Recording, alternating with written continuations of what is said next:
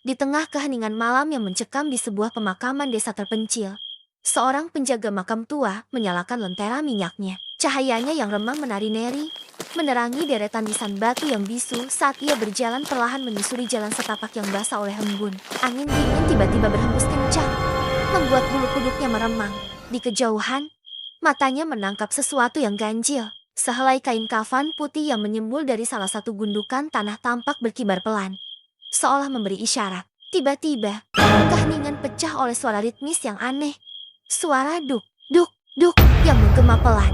Bunyi itu terdengar seperti sesuatu yang melompat-lompat di atas tanah yang lembab. Semakin lama semakin jelas. Genggaman tangannya pada lentera mengerat, dan nyala api di dalamnya mulai bergetar hebat seiring detak jantungnya yang berpacu. Dari balik bayang-bayang kelam di antara batu nisan, sebuah sosok putih perlahan-lahan menampakkan diri. Tubuhnya terbungkus rapat dalam kain kafan yang lusuh dan kotor oleh tanah kuburan.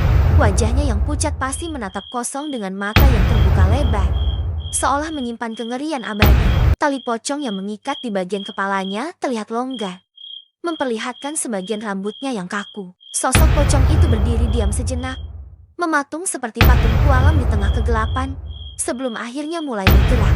Ia meloncat sekali, kemudian dua kali. Setiap lompatannya membawanya semakin dekat dengan sang penjaga makam.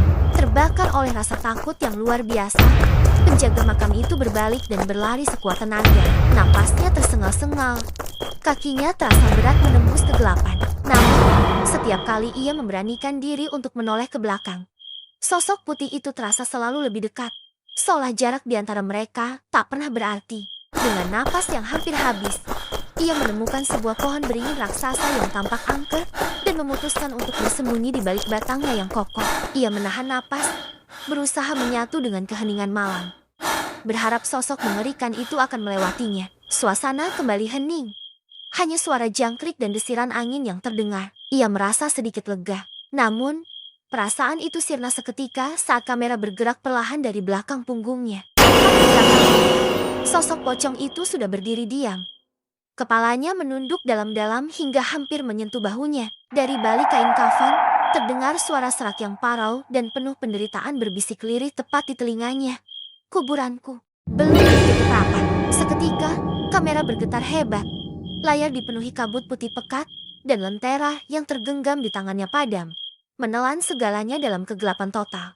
Jangan biarkan cerita ini berhenti di kamu. Like, subscribe, dan share ke teman-temanmu.